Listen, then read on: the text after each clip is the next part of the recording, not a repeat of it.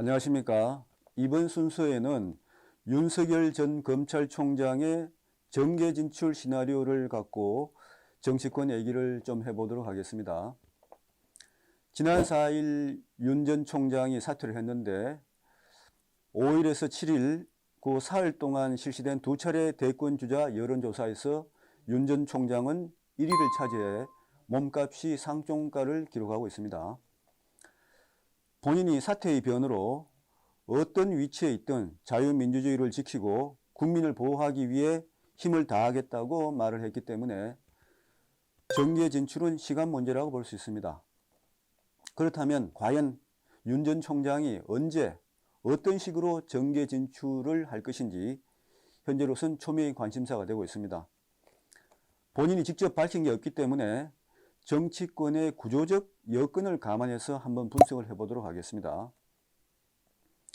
먼저 윤 전 총장이 한 달 정도 남은 4월 재보선 전국에 어떤 식으로든 개입할 것인지 아니면 가만히 관망만 할 것인지 그 선택지를 짚어보겠습니다. 현재 야권 단일 후보로 국민의힘 오세훈 후보와 국민의당 안철수 후보가 경쟁 중인데 그 후보 등록일이 3월 18일에서 19일 이틀간이기 때문에 그 전에 결론이 날 것으로 보입니다. 그렇다면 먼저 가정 1, 안철수 후보가 야권 단일 후보가 될 경우에 그 윤 전 총장이 직간접적으로 지원 가능성이 상대적으로 높습니다.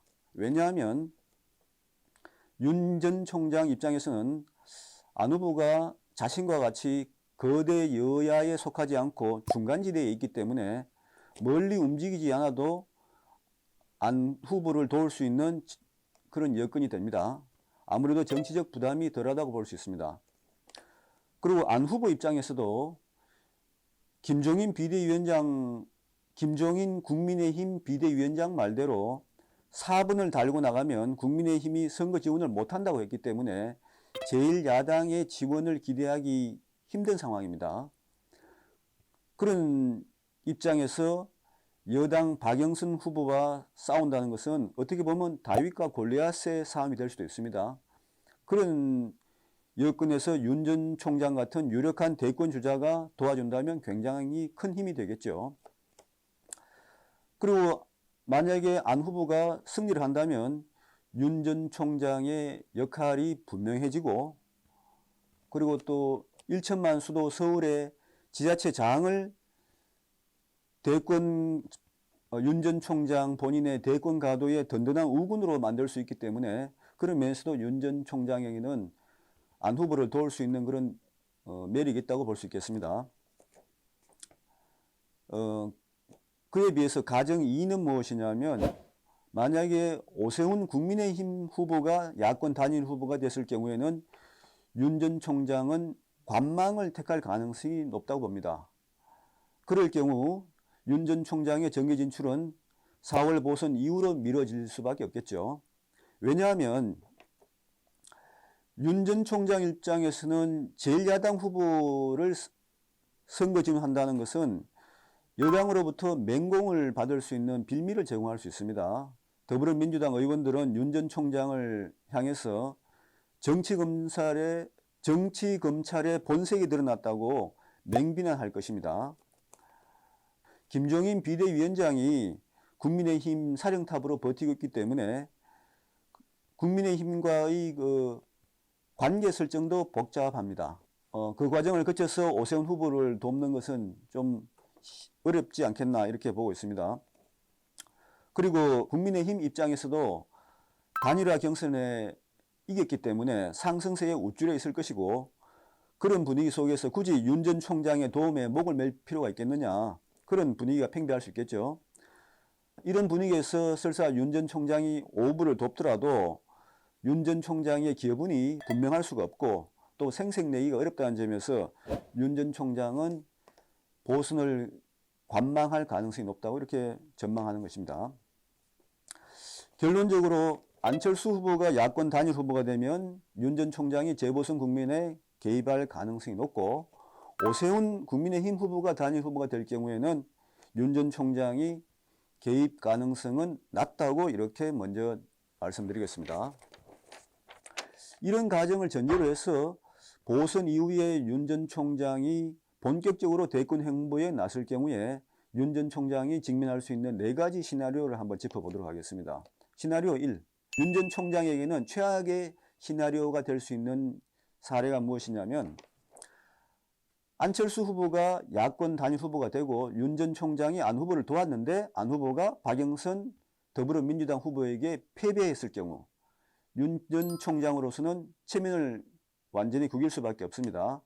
선거 패배 책임론에 휩싸일 수 있고 또 지지도가 거품이 아니냐는 거품론에도 시달릴 수 있습니다. 선거 이후 입지가 상당히 좁아질 것이며 대권 가도에도 자갈 길이 기다릴 수밖에 없는 상황입니다.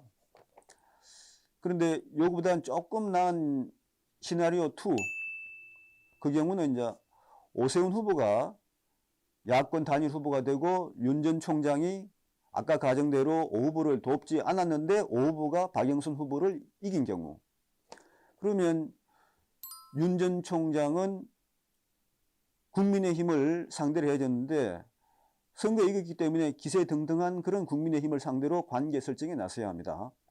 오 후보 당선 과정에서 이념적으로 성향이 비슷한 유승민 전 의원이 분명히 오 후보를 지원했을 가능성이 높습니다. 그렇다면 유 전 의원이 국민의힘 안에서 대권 주자로서 버티고 있는 상황에서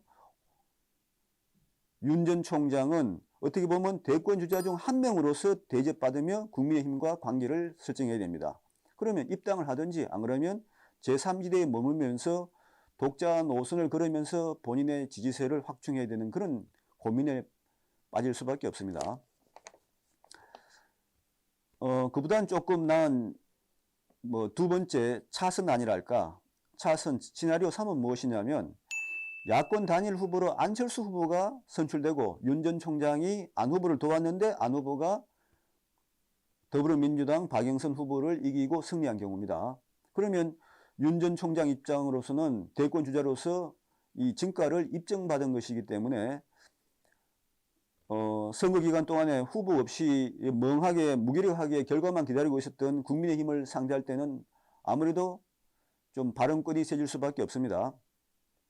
그리고 안철수 후보가 뛸 경우에는 유승민 전 의원과 홍준표 의원과의 이 관계 때문에 두 사람이 크게 선거에 깊이 관여할 가능성은 낮습니다. 그렇기 때문에 윤 전 총장이 국민의힘과 관계 설정하는 과정에서도 두 대권 주자가 윤 전 총장을 견제할 가능성도 낮습니다. 김종인 비대위 체제는 무너지겠죠. 그런 상황에서 새로운 당의 구심점으로 윤 전 총장을 영입하려는 그런 움직임이 있을 것입니다. 그리고 윤 전 총장 입장에서는 최선의 시나리오라고 할 수 있는 시나리오 4, 오세훈 후보가 야권 단일 후보가 되고 윤 전 총장이 관망하는 상태에서 오 후보가 본선에서 패배한 경우입니다. 그러면 국민의힘은 2016년 20대 총선 이후에 이번 보선 패배까지 5연패를 기록하는 것이며 한마디로 멘붕에 빠질 수밖에 없습니다. 김종인 비대위 체제는 곧바로 붕괴할 것이며 대선 11개월을 앞두고 여당 후보에 맞설 만한 유력한 대권 주자가 없는 국민의힘으로서는 윤 전 총장을 꽃가마를 태워서라도 모셔와야 되겠다는 그런 분위기가 일 수밖에 없습니다. 그러면 윤 전 총장이 국민의힘을 쉽게 접수할 수도 있고 아니면 윤 전 총장이 제3지대에서 야권 해체 모의를 요구할 수도 있습니다. 그러면 이러나 저러나 대대적인 야권 정계 개편이 이루어질 수 있겠죠. 과연 어느 시나리오대로 윤 전 총장의 정계 진출이 이루어질지 한번 지켜보시도록 하고 저는 다음 기회에 또 다른 이슈를 갖고 찾아뵙도록 하겠습니다. 감사합니다.